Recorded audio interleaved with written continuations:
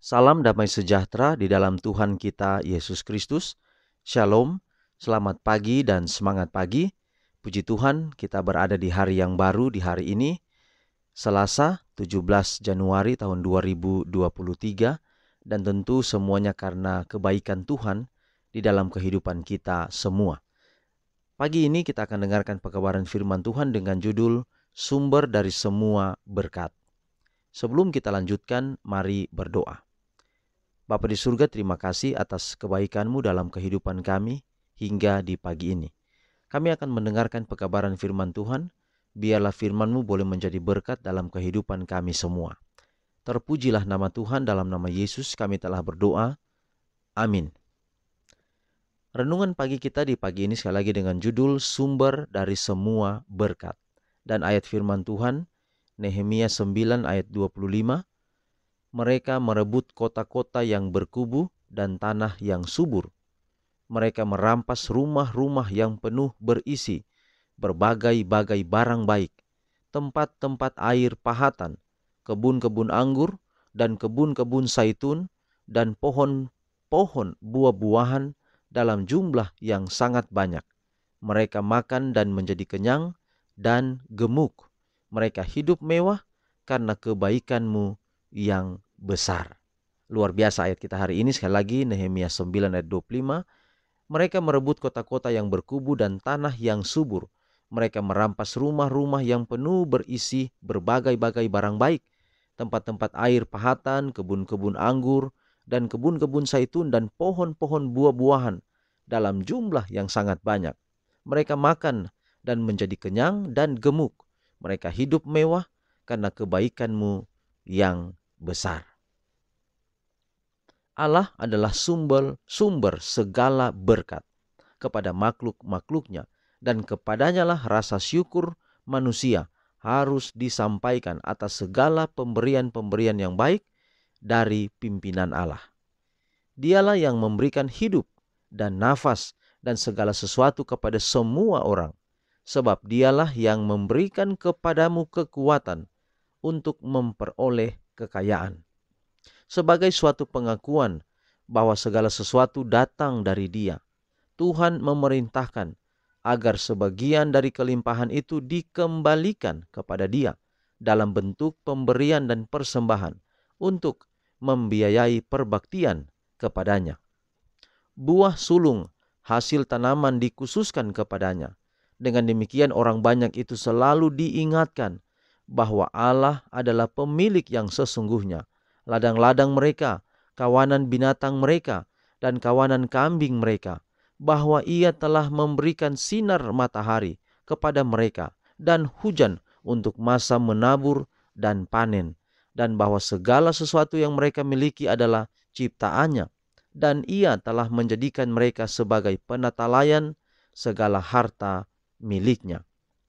Pada bulan yang ketujuh datanglah hari raya Pondok Daun atau hari raya perkumpulan.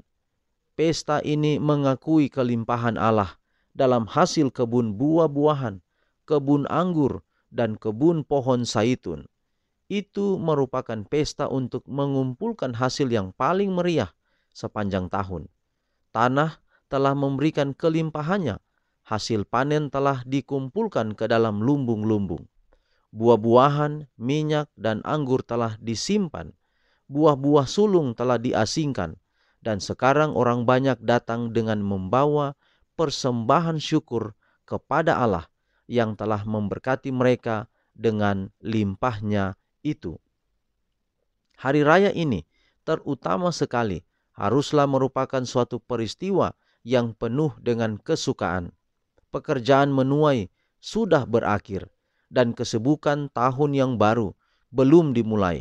Maka orang banyak pun bebas dari segala urusan dan mereka dapat menikmati suasana yang khidmat serta penuh kesukaan itu. Jadi saudaraku yang kekasih, Allah lah sumber berkat.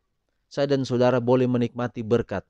Kita boleh menikmati rumah kita, mobil kita, tempat tidur kita, menikmati apa saja. Bahkan mungkin kita bilang, Oh, kalau orang tidur di spring bed, di kasur yang enak, tebal, itu berarti dia diberkati.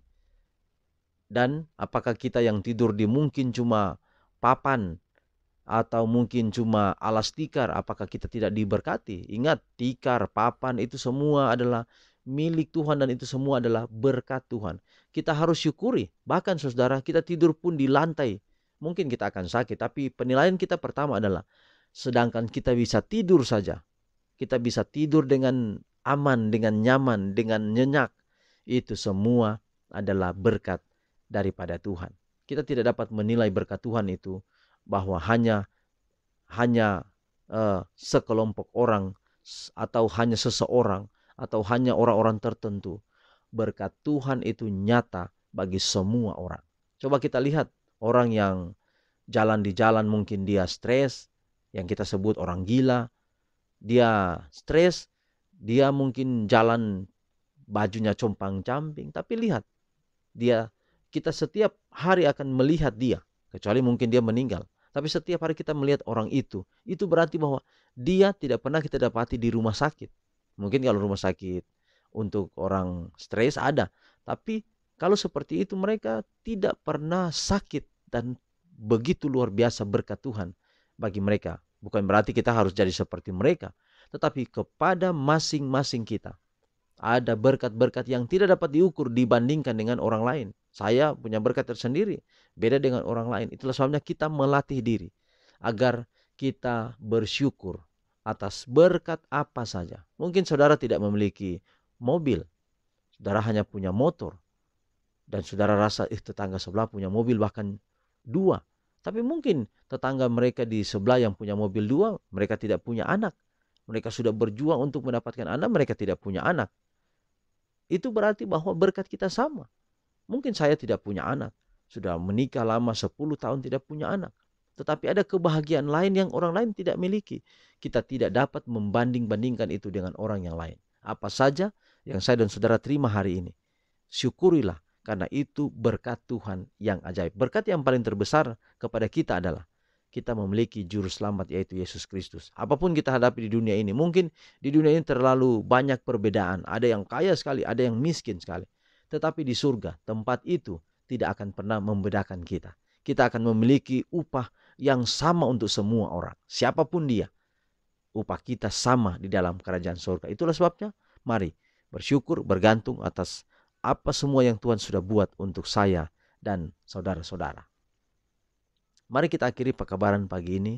Dalam doa kita berdoa. Bapa di sorga, terima kasih pekabaran yang indah hari ini. Kiranya dapat menjadi berkat dalam kehidupan kami. Kami tahu Tuhan bahwa pelajaran ini tidak dapat masuk di hati kami kecuali Roh Kudus menuntun kami. Supaya dengan pelajaran ini kami tetap semangat setia sampai Tuhan datang di kali yang kedua. Berkati kami sepanjang hari ini, semua pendengar renungan pagi di mana saja berada. Biarlah kiranya Allah memberkati. Terpuji namamu Bapa, dalam nama Yesus kami telah berdoa. Amin. Demikian pekabaran di pagi ini. Tuhan memberkati kita semua. Shalom.